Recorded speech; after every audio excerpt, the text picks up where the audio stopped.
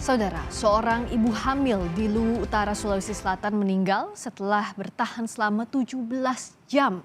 Ibu muda itu harus ditandu melewati jalan rusak untuk mendapat pelayanan kesehatan di rumah sakit. Minimnya akses menuju sarana kesehatan menuntut solusi. Kejadian di Luwu Utara menunjukkan masih tingginya angka kematian ibu melahirkan. Kementerian Kesehatan mencatat, saudara, hingga Desember 2022, angka kematian ibu masih di kisaran 305 per 100.000 kelahiran hidup. Angka ini belum mencapai target yang ditentukan, yakni 183 per 100.000 kelahiran hidup di 2024. Sementara itu, keberadaan sarana kesehatan di tiap wilayah sangat penting untuk memberikan pelayanan kesehatan bagi masyarakat yang membutuhkan.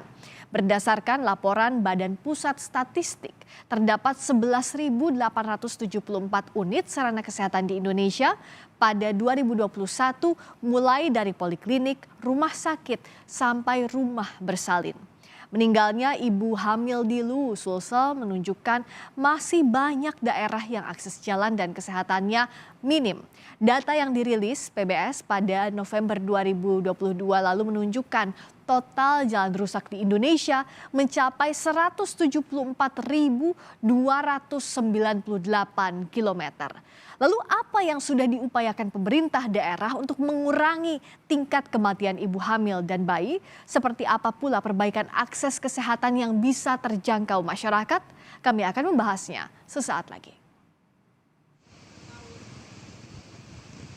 Seorang ibu hamil bernama Eva Yuliani, warga dusun Pokapaang, Kecamatan Seko, Kabupaten Luwu, Sulawesi Selatan, meninggal bersama bayinya setelah ditandu menggunakan sarung selama 17 jam menuju RSUD Andi Jema, Masamba. Eva harus dirujuk ke RSUD karena fasilitas kesehatan di desanya terbatas. Dengan kondisi akan melahirkan, Eva harus bertahan melewati perjalanan terjal, melewati jalan setapak hingga harus keluar masuk hutan. Warga pun saling bergantian mengangkat tandu sejauh 80 km. Pertolongan tiba. Eva akhirnya dibawa ambulan puskesmas Kecamatan Rongkong, tapi kondisinya makin kritis dan dibawa ke RSUD Andi Jema, Masamba. Perjuangan warga demi menyelamatkan nyawa ibu dan bayinya berakhir pilu. Eva dan bayinya meninggal seusai dirawat intensif. Ditandu melewati jalan, di mana jalan ini jalan yang seharusnya tidak layak lah dilewati lagi. Melihat kondisi jalan yang ada, sehingga mereka berjalan tiba di mana mobil bisa menjemput kurang lebih 80 km, itu dengan jarak tempuh perjalanan kaki sekitar 17 jam. Kepala Dinas Kesehatan Kabupaten Luwu Utara, Marhani Katma, mengklaim tenaga kesehatan yang menangani Eva di Puskesmas Seko Barat telah melakukan tindakan sesuai SOP yang ada. Kami dapat katakan segala prosedural pelayanan telah dilaksanakan, mulai dari rumah pasien. Bidan juga telah melakukan tindakan sesuai SOP, kata Marhani Katma, seperti kami kutip dari kompas.com. Pemerintah daerah harus segera memperbaiki kondisi jalan yang rusak dan menambah fasilitas pelayanan kesehatan di desa-desa, sehingga kejadian serupa tidak terulang kembali. Amran Amir, Kompas TV, Luwu Utara, Sulawesi Selatan. Seorang ibu hamil meninggal usai ditandu selama 17 jam melalui jalan yang rusak dari Desa Tamakaleng, Kecamatan Seko, ke Rumah Sakit Andi Jema, Masamba di Luwu Utara, Sulawesi Selatan. Ibu yang baru berusia 18 tahun ini harus dirujuk ke rumah sakit lantaran terbatasnya pelayanan kesehatan di desanya. Bagaimana kisahnya dan apa yang sudah dilakukan oleh pemerintah kabupaten setempat untuk memperbaiki prasarana jalan dan kesehatan di desa-desa terpencil? Kita sudah terhubung dengan Bonar Suwito, kerabat korban, serta Indah Putri Indriani, Bupati Kabupaten Luwu Utara. Selamat malam Bu Indah, Ibu Bupati, dan juga Bapak Bonar. Selamat malam Mbak Priska. Ya. Selamat malam. Selamat malam. Selamat malam. Saya pertama-tama ke Pak Bonar. Kami turut berbelasungkawa atas berpulangnya almarhumah Ibu Eva dan Ananda tercinta bayi. Bagaimana waktu itu ceritanya, Pak Bonar? Izinkan kami bertanya kembali.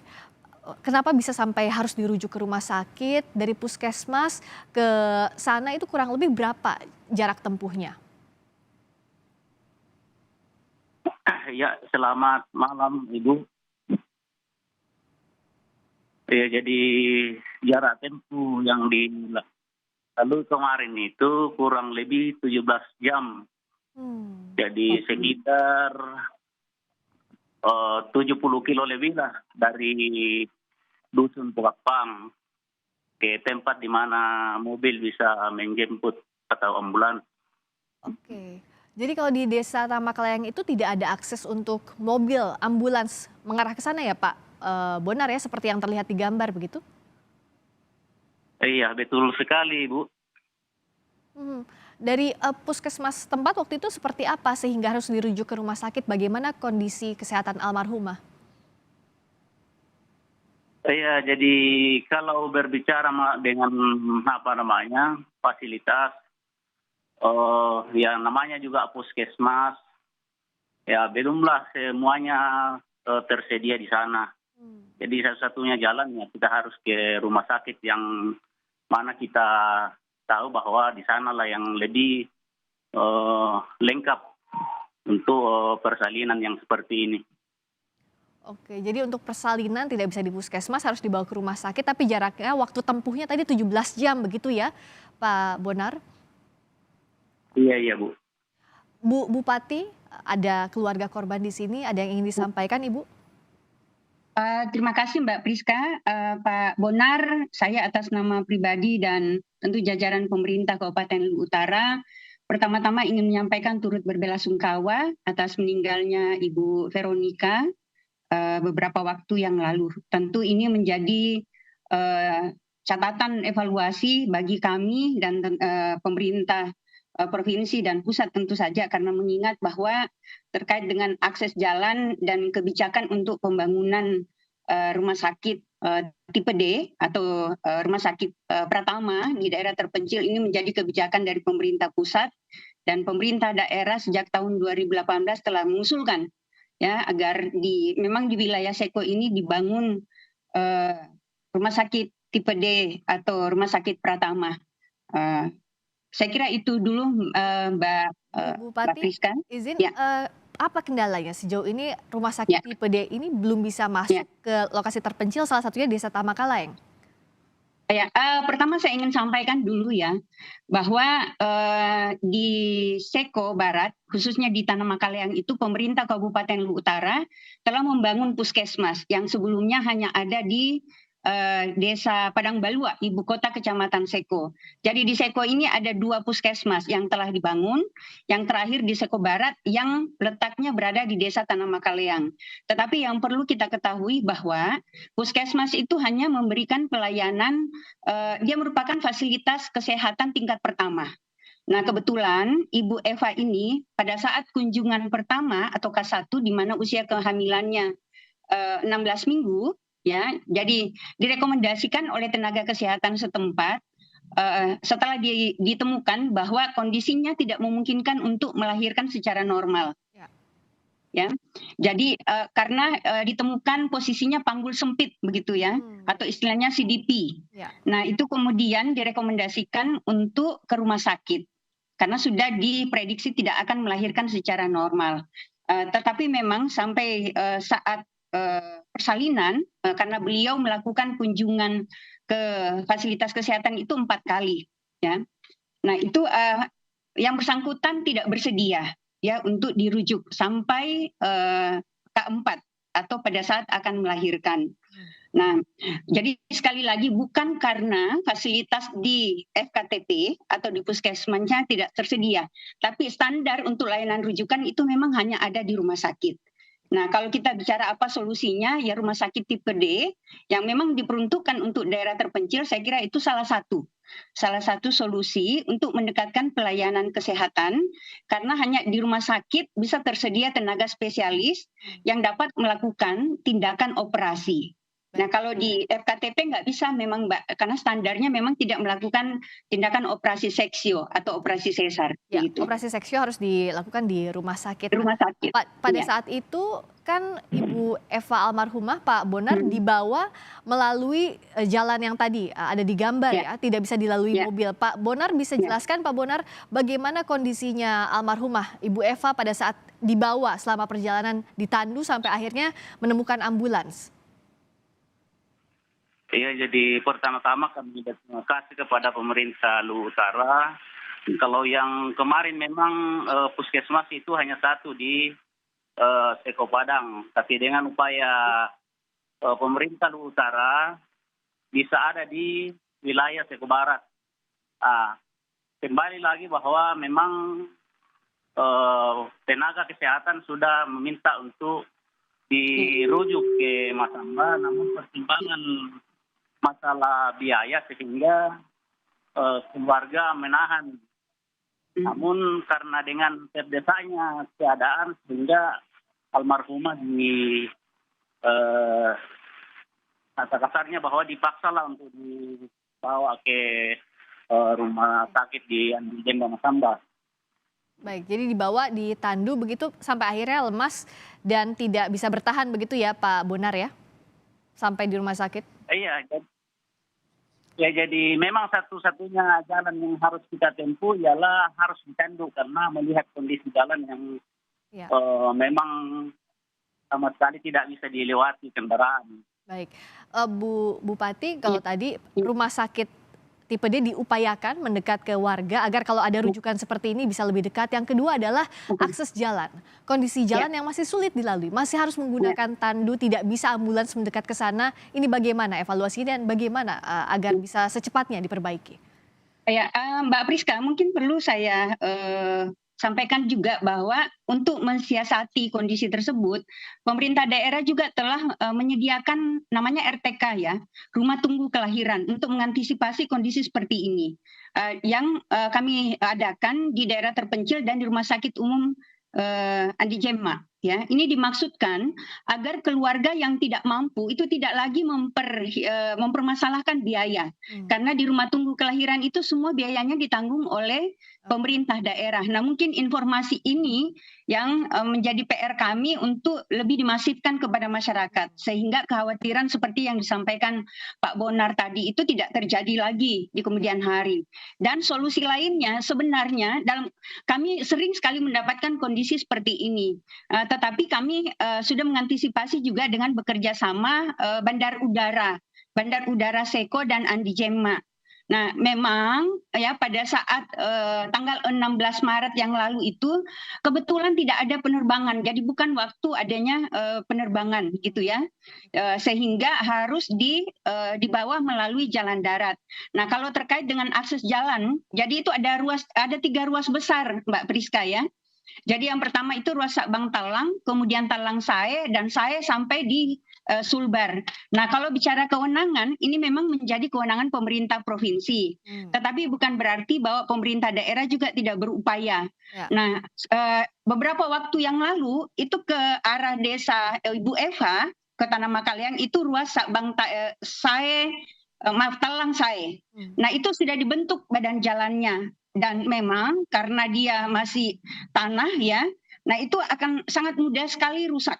Sangat mudah sekali mengalami kerusakan dan memang sekarang kondisinya rusak parah. Ya. Oleh karena itu tahun lalu kami sudah mengajukan izin kepada pemerintah provinsi supaya pemerintah daerah bisa mengintervensi membentuk ulang badan jalannya. Ya, membentuk ulang badan jalannya. Jadi ini karena kewenangan kami kan harus pamit begitu Mbak Eva ya, Mbak Priska. Ya. Nah, kemudian tahun lalu alhamdulillah saya sudah bertemu juga Pak Menteri PUPR ya, difasilitasi oleh Komisi 5 waktu itu dan direspon oleh Pak Menteri. Tahun ini kami mendapatkan informasi bahwa ada intervensi yang akan dilakukan oleh pemerintah ya, karena hasil komunikasi kami dengan provinsi, kelihatannya provinsi yang beberapa tahun lalu memang memprioritaskan untuk membuka daerah terpencil ini, tapi mungkin terkendala terkait dengan pandemi COVID atau yang lainnya terkait dengan prioritas pembangunan lainnya, sehingga tidak dilanjutkan atau belum dilanjutkan, gitu ya. Jadi kami usul ke pemerintah provinsi bersama dengan Dinas PUPR provinsi dan ke pusat maksud saya. Nah, kemudian tahun ini kami mendapatkan informasi dari pelaksana wilayah Balai Pelaksana Jalan di Sulawesi Selatan melalui kebijakan Inpres peningkatan konektivitas jalan. Nah, Seko ini mendapat intervensi gitu ya. Mulai dari ruas Parahaleang sampai Lambiri yang menjadi kewenangan provinsi, kemudian ke ibu kota kecamatan Seko ya, yang sebelumnya sudah diintervensi oleh pemerintah kabupaten untuk pembentukan dan pengerasan badan jalan. Tapi ini memang PR-nya masih banyak, Mbak, karena ini kan ada 146 km yang harus diintervensi. Wilayahnya ada di pegunungan, di mana materialnya juga kan kuarinya itu tidak mudah untuk didapatkan. Jadi memang kompleks persoalannya. Nah, hasil koordinasi kami dengan Kementerian PUPR melalui Balai Jalan dan Dinas PUPR provinsi bahwa itu akan dilaksanakan tahun ini dengan catatan Pemprov ya melalui Dinas PUPR provinsi itu diminta untuk melakukan intervensi khususnya di beberapa ruas yang cukup parah agar kalau ditangani ini kan akan memudahkan mobilisasi ya, terutama material Jadi dalam ada rangka prioritas yang bisa perbaikan jalan. dilakukan tahun ini ya, dilakukan ya mulai tahun ini. Dan kami mohon maaf Mbak Priska ya, saya mungkin perlu jelaskan bahwa pemerintah daerah sudah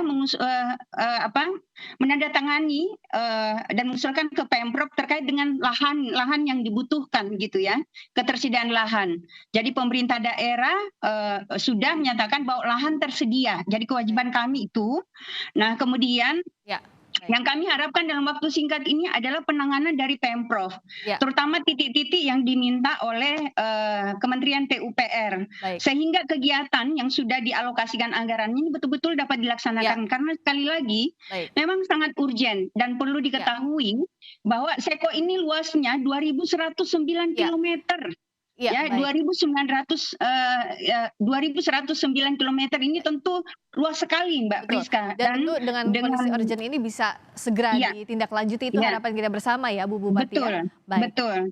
Baik, terima kasih Ibu Indah Putri Indriani, Bupati Kabupaten Luwu Utara. Terima kasih Pak Bonar Suito, kerabat dari almarhumah Ibu Eva. Semoga segera tindak lanjut agar tidak terulang lagi kejadian seperti ini dan masyarakat juga bisa segera menikmati sarana prasarana yang lebih baik lagi. Terima kasih atas waktunya. Selamat malam. Terima kasih Mbak Priska. Selamat malam.